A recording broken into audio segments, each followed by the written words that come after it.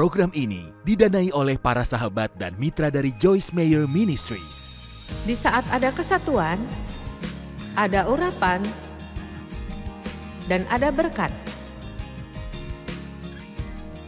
Namun saat ada perselisihan dan pertengkaran dan perdebatan dan menjelek-jelekan orang di belakang dan kritik, maka takkan ada urapan maupun berkat.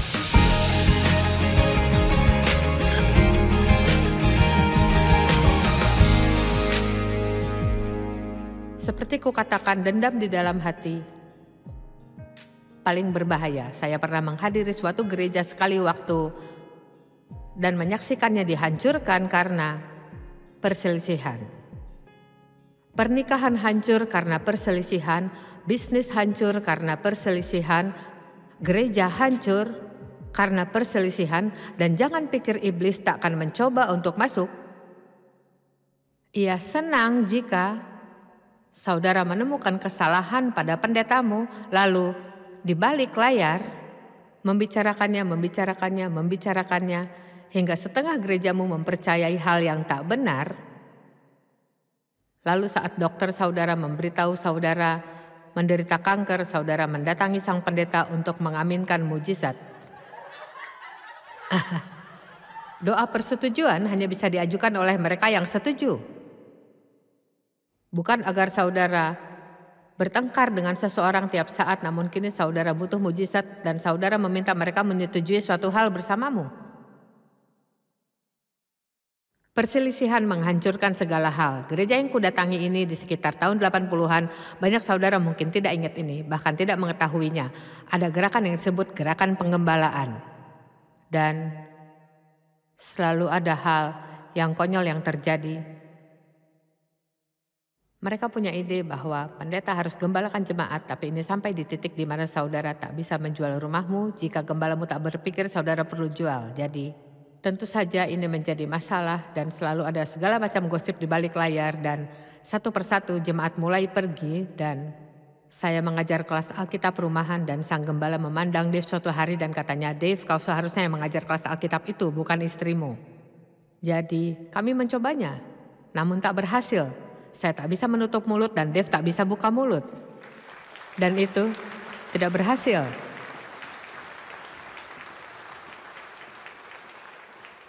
Ini mengherankanku bahwa orang-orang menyuruhmu lakukan ini dan itu. Allah yang atur tindakan kita. Kita tak perlu orang lain mengatur tindakan kita. Tapi jika ku kenang kembali dan gereja tersebut dikunjungi banyak jemaat dan mereka orang-orang kunci dalam tubuh Kristus sekarang, dan jika mereka mau melakukan yang seharusnya, tentu akan jadi luar biasa. Maksudku gereja yang sangat luar biasa. Dan kita menyaksikannya mati hanya karena perselisihan. Nah, ini hal yang sungguh meresahkan. Perselisihan sesungguhnya menyinggung Roh Kudus. Berapa banyak saudara yang tak ingin menyinggung Roh Kudus? Saya tentunya tidak. Di Efesus 4 ayat 29-31, cukup panjang di versi Amplified, tapi saya ingin saudara memperhatikan tiap kata. Akan ditampilkan di layar. Janganlah ada perkataan kotor pernah keluar dari mulutmu, tetapi pakailah perkataan yang baik untuk membangun, yang berguna untuk kemajuan rohani sesamamu, di mana dipandang perlu dan sesuai dengan keadaan, supaya mereka yang mendengarnya beroleh kasih karunia perkenanan Allah. Jadi, kita tidak mengkritik sesama, kita perlu mendoakan sesama. Dan janganlah kamu mendukakan Roh Kudus Allah. Jangan menyinggung atau membuatnya sedih yang telah memeteraikan kamu menjelang hari penyelamatan. Lihat di dalam roh, kita punya materai, kita dimateraikan, kita ini milik Allah. Dan iblis bisa melihat ini. Dan jika saudara tak membukakan pintu, takkan mungkin ia masuki hidupmu.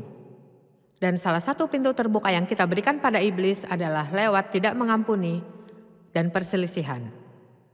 Kita sesungguhnya perlu menghindari perselisihan karena ia membunuh. menjelang hari penyelamatan melalui Kristus dari kejahatan dan konsekuensi dosa. Segala kepahitan, kegeraman, dengki, marah, sifat buruk, kemarahan, geram, kebencian, pertikaian, pertarungan, keributan, pertandingan, dan fitnah, perkataan jahat, kasar, atau menghina, hendaklah dibuang dari antara kamu. Demikian pula segala kejahatan, kebencian, niat jahat, sikap menghina. Kupikir ini meliputi segala hal. Bagaimana denganmu? Memang demikian.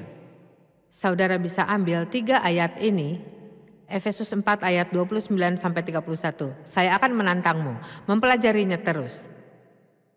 Karena Alkitab berkata di Markus 4, ukuran yang kamu pakai untuk mengukur akan diukurkan kepadamu dan di samping itu akan ditambah lagi kepadamu. Nah, saya senang saudara di sini dan senang saudara mendengar. Tapi jika saudara lakukan, jika saudara mengambil 3 ayat ini dan mempelajarinya terus, saudara akan mendapatkan sesuatu di akhir minggu ini. Tapi kita ini pemalas. Lebih baik seseorang menyuapinya kepada kita. Mazmur 133 berkata, sungguh alangkah baiknya dan indahnya apabila saudara-saudara diam bersama dengan rukun. Seperti minyak yang baik di atas kepala meleleh ke janggut, yang meleleh ke janggut Harun, imam besar pertama. Dan ke leher jubahnya mengurapi seluruh tubuh, ini bicara tentang pengurapan. Saat mereka urapi imam dan rasul, mereka tuangkan minyak, maksudku mereka tidak seperti ini. Mereka tidak usapkan ke dahi mereka menuangi seluruh tubuh. Jadi, jika saya membacanya sebagaimana melihatnya, di saat ada kesatuan ada urapan. Seperti embun gunung Hermon yang turun ke atas gunung-gunung Sion, sebab kesanalah, kemanakah? Kesana di saat ada kesatuan dan persatuan, kesanalah Tuhan memerintahkan berkat. Ayo, saudara ingin hidup diberkati? Janganlah kita tidak mengampuni.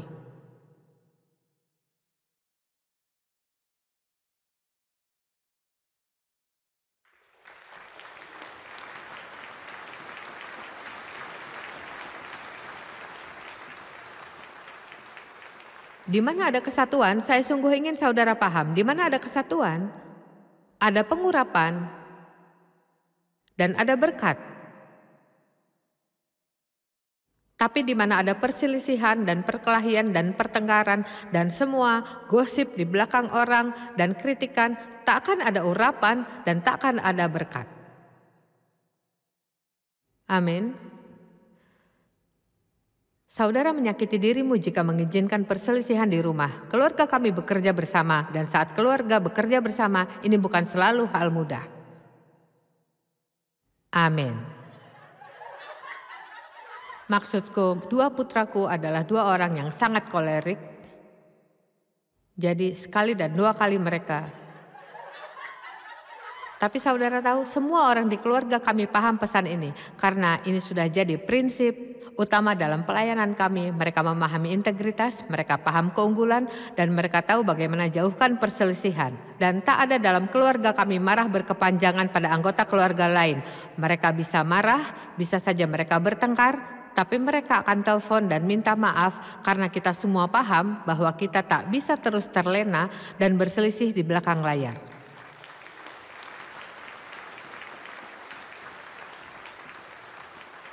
Dan kami beritahu orang-orang saat mereka bekerja bersama kami. Kami beri mereka pengajaran yang kami lakukan dalam topik ini dan kami beritahu mereka ini penting bagi kami.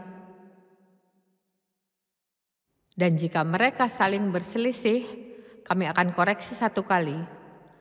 Tapi jika terus melakukannya, maka silakan tinggalkan. Karena seberapapun berbakatnya mereka bisa menghabisi investasiku selama 40 tahun.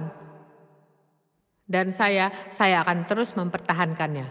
Saya tak akan izinkan mereka hancurkan. Amin.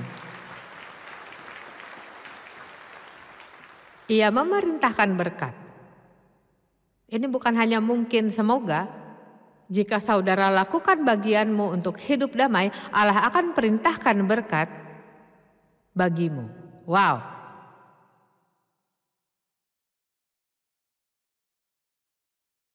Kesatuan perlu kerendahan hati. Dan wah, ini sulit sekali. Maksudku, dari setiap nilai kekristenan yang ada, kerendahan hati paling sulit. Kesombongan ada di setiap dosa. Dalam Kejadian 13 ada pelajaran penting dari sesuatu yang terjadi antara Abraham dan Lot. Dan kerendahan hati yang Abraham tunjukkan itu luar biasa. Jadi dimulai di pasal 13 ayat 1 dikatakan, maka pergilah Abram dari Mesir ke tanah Negeb dengan istrinya dan segala kepunyaannya, dan Lot pun bersama-sama dengan dia ke selatan negeri Yudea, tanah Negeb.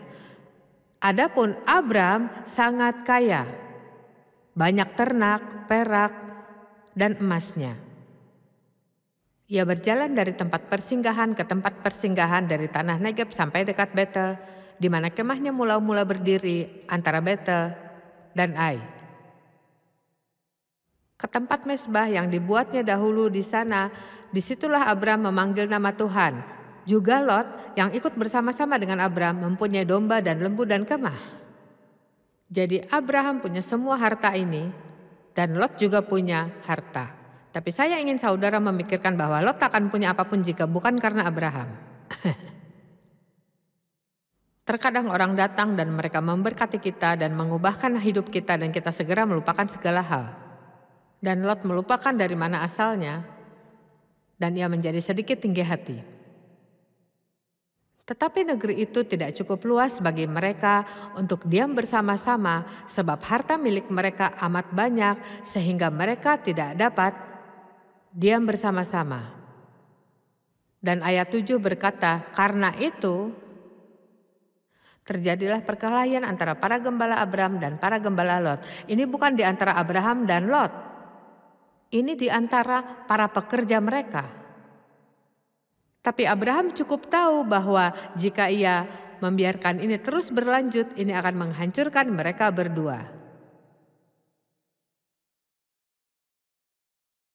Maka berkatalah Abram kepada Lot, dia ambil alih dan berkata, janganlah kiranya ada perkelahian antara aku dan engkau, dan antara para gembalaku dan para gembalamu, sebab kita ini kerabat. Saya ingin saudara melihat ini. Bukankah seluruh negeri ini terbuka? Baiklah pisahkan dirimu daripadaku. Jika engkau ke kiri maka aku ke kanan. Jika engkau ke kanan maka aku ke kiri. Jadi ia ambil posisi rendah hati dan mengatakan, pilihlah tanah yang kau inginkan dan akan kuambil sisanya. Kondisi yang terjadi seharusnya terbalik.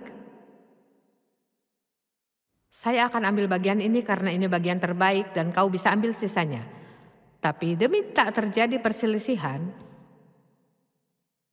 ia memahami pentingnya menjauhi perselisihan, maka ia merendahkan diri dan berkata, ambillah yang engkau mau dan akan kuambil sisanya. Dan Lot melihat dan memandang ke seluruh lembah Yordan yang banyak airnya sebelum Allah menghancurkan Sodom dan Gomora. Pada akhirnya ia memilih yang terbaik untuknya. Mari kita kesampingkan ini. Lalu ini berlanjut dan beberapa hal diucapkan, maka kata Tuhan pada Abraham, ia naik ke gunung dan Allah berkata, dan aku akan menjadikan keturunanmu seperti debu tanah banyaknya, sehingga jika seandainya ada yang dapat menghitung debu tanah, keturunanmu pun akan dapat dihitung juga. Nah katanya, bersiaplah, jalanilah negeri itu menurut panjang dan lebarnya, sebab kepadamulah akan kuberikan negeri itu. Dan ia naik ke bukit dan dikatakan, seluruh negeri yang kau lihat, kuberikan padamu. Jadi ia ambil posisi rendah hati dan membiarkan Lot memilih bagian terbaik. Tapi lihat, Abraham cukup pandai untuk tahu, nah dengarkan perkataanku, ia cukup pandai untuk tahu bahwa jika ia lakukan hal yang Allah inginkan darinya, Allah akan selalu memperhatikannya.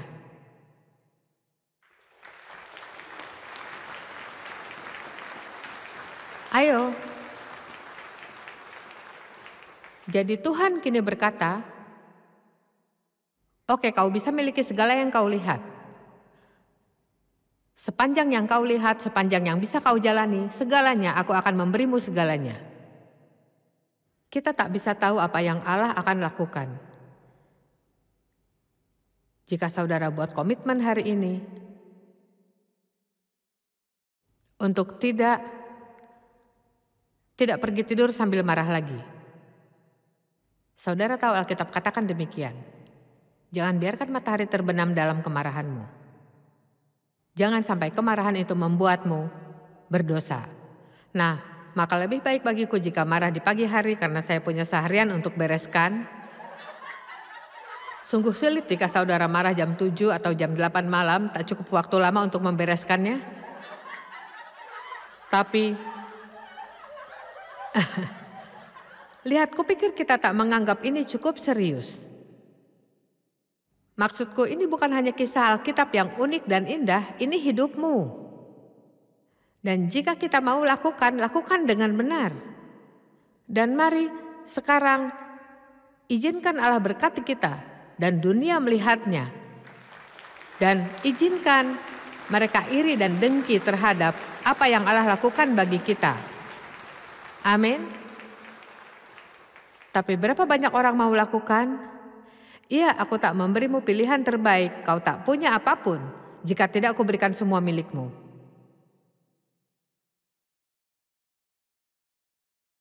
Galatia 5 ayat 15, tetapi jikalau kamu saling menggigit dan saling menelan di dalam perselisihan, awaslah supaya jangan kamu dan seluruh anggota persekutuanmu saling membinasakan. Inilah buktinya, jika saudara tak berhenti, ini terus terjadi, hingga membunuhmu. Staf pendeta kami, Mike, berdirilah supaya mereka melihatmu karena semuanya penasaran. Ini Mike Shepherd. Saya kenal Mike dan istrinya Penny sudah 40 tahun lebih dan ia menjadi staf pendeta kami berapa tahun lalu? 16 tahun lalu. Dan salah satu pekerjaannya adalah penyelesaian konflik. Saat kita tahu ada konflik dimanapun, Mike mendatanginya. Dan ia bekerja dengan sesama menyelesaikannya, dan jika ini belum selesai, seseorang keluar. Kita serius dengan ini. Pelayanan kami sungguh diberkati Allah, dan saya berniat mempertahankannya jika ada yang harus kulakukan untuk mempertahankannya. Saya tak tahu berapa lama hidup kita berlangsung. Mungkin waktu yang lama, tapi banyak hal berlangsung cukup buruk di dunia sepertinya tak lama lagi. Dan saya ingin membuat sebanyak mungkin kerusakan di kerajaan kegelapan di waktu sisa yang kumiliki. Dan ini, aku beritahu saudara, jika saya bisa mengajak orang memahami ini, betapa akan penuh kuasanya tubuh Kristus jika kita mau mengasihi satu sama lain. Maksudku bukan hanya dengan kukasihi kau dengan kasih Tuhan, saya bahkan tidak paham itu. Saya bahkan tidak suka itu. Peluklah seseorang dan katakan engkau mengasihi mereka dengan kasih Tuhan, kukasihi kau dengan kasih Tuhan.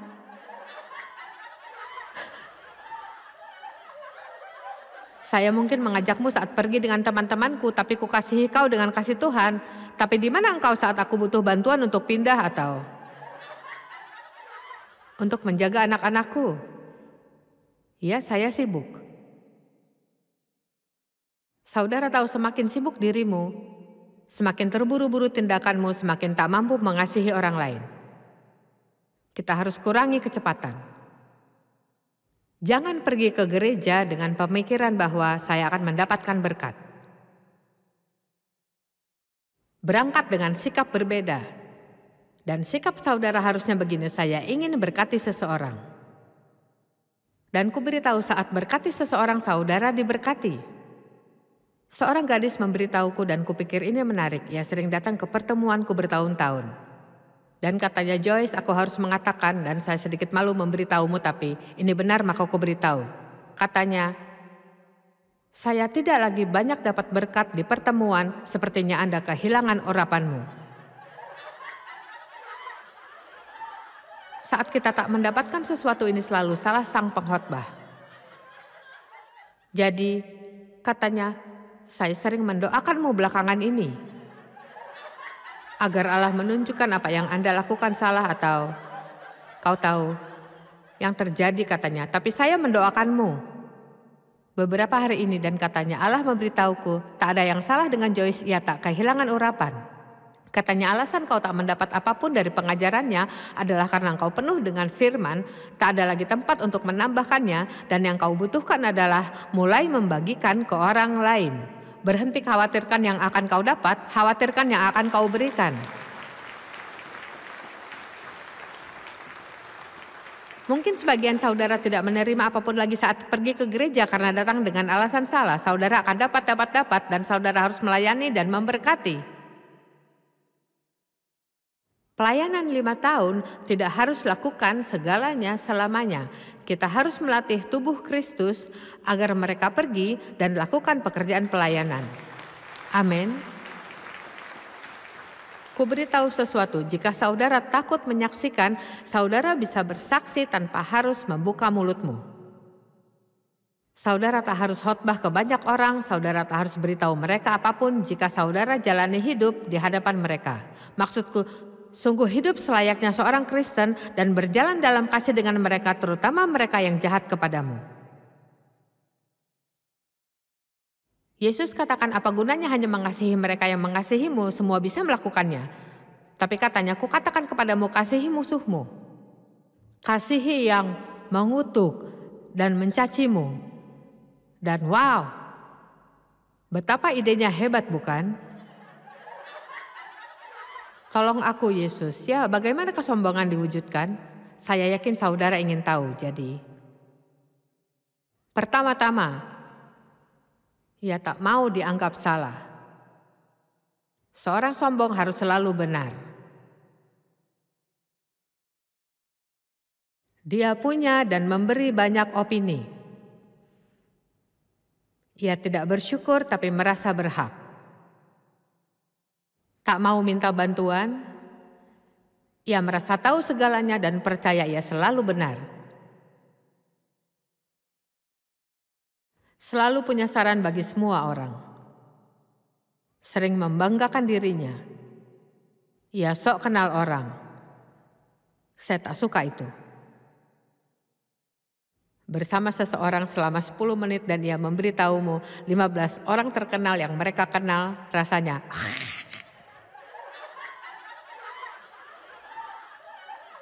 Dave akan bermain golf dengan seseorang, jika ku beritahu namanya saudara akan Tapi jika ku beritahu ia akan bermain dengan Joe Smo, saudara tak akan tercengang. Dan lihat, sebenarnya Joe lebih penting dari seorang yang lain. Dan kita perlu sadari bahwa kita punya bagian di sini. Dan sungguh kita tidak lebih penting dari yang lain, kita semua berharga. Orang mungkin tak ingat yang kau katakan pada mereka, tapi akan selalu ingat bagaimana mereka dihargai.